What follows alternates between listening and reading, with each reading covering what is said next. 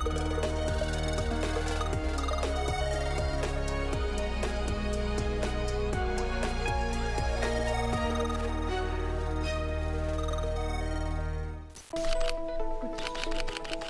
was the best possible deal, the European Commission said about the agreement on trade tariffs between the European Union and the United States. The vast majority of European products exported to the world's largest economy will have to pay 15% in customs duties. EU Decoded explains the impact of the imperative America First on the European economy. In 2024, the US imported $606 billion worth of goods from the EU and exported around $370 billion worth. To reverse the deficit, the US will now apply a 15% tariff to approximately 70% of the goods it receives from the EU. The auto industry is one of very few sectors viewing this positively, since it will pay 15% instead of the 27.5% imposed at the beginning of Trump's term. By contrast, steel and aluminium will continue to be levied at 50%. The parties agreed that tariffs will not apply to some strategic sectors for both blocs. The new tariff represents a substantial increase compared to the average 4.8% on goods applied before Donald Trump came into power this year. Let's hear what Europeans think about this deal. It's not the greatest of news. Maybe people who invest in these companies, for the government in general. But for me personally, I'm not too concerned. I don't think we should attack back. We also have to be a reliable partner, and that's not in the idea of free trade that the European Union is all about. Of course, we should try to look outside the EU, outside the Euro-Atlantic front, let's say, maybe Asia. It's very important to open up to new markets. So personally, I think that we should ratify the agreement with Mercosur as soon as possible. But the US market cannot be replaced in the short or in the medium term. Euronews reporter Ahmadine S. has been covering this topic. Why does the European Commission consider 15% a good deal when, for example, the UK obtained a 10% rate? Well, the European Commission claims 15% is a good deal because the UK 10% tariff is not an all-inclusive rate, which means it doesn't incorporate the existing US import tariffs applied to the UK. And another point is that the UK created preferential duty-free quotas for US beef and US ethanol, while the EU didn't make such concessions. What will be the impact on European Union's companies? Is it likely that some of them will move their factories to the US? So Bernard Arnault, the CEO of LVMH, has already declared that Louis Vuitton will open a new manufacturing site in the US.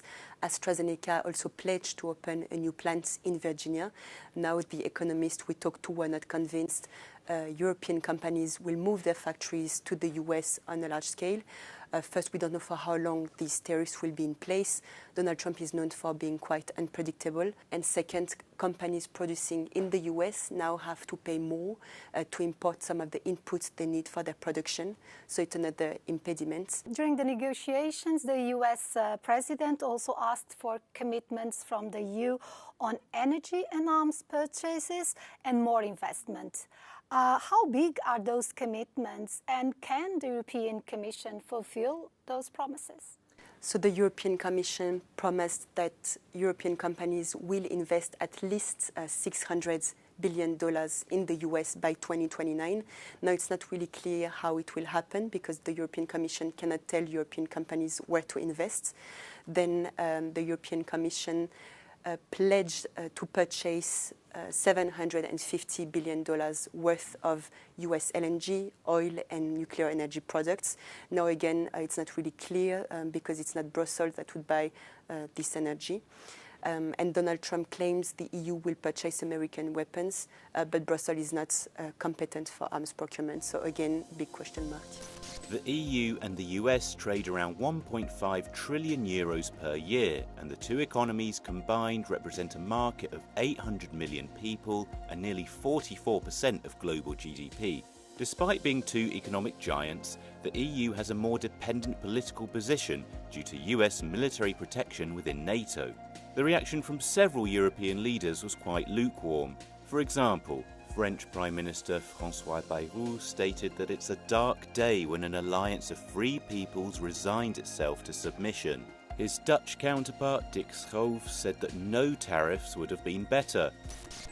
Our guest is Nicolas Poitier, research fellow at Bruegel, a think tank based in Brussels. After the deal, the European Commission continued negotiating with the United States in order to obtain more tariffs exemptions on certain products and quotas for others. Is this the right move, or it might be necessary to use rebalancing countermeasures? So far, the Europeans have shied away from this. They announced countermeasures with the intention also kind of to bring the United States to the negotiation table. I think if we would see countermeasures, they would really depend on basically to which extent this agreement will unravel. We could see something that's very limited and that's also really targeted on specific products where the pain is very big for the US, but relatively small for the EU. If we see something like a big unraveling of the agreement, that will not suffice. And then we might see measures that actually also are very detrimental for the European Union itself. So the French government advocates the use of the anti-coercive instrument, which would prevent American companies from accessing European public procurement. What would be the implications of that? Even though the European Union has a trade surplus when it comes to goods, it has a deficit when it comes to services. All the digital services that we use, Facebook, Google, they are American services. And there was this idea of targeting them specifically, and the anti-coercion instrument would allow that. And here really the question is, how can you build a digital single market that would allow European companies to scale to the same extent that Google and Apple did in the past, and then compete with these companies on the global stage, rather than us just kind of importing these quick scaled services from the United States. European Commission President Ursula von der Leyen said that the paralyzed World Trade Organization should be replaced with another institution. Would that make any difference in the current protectionist trend?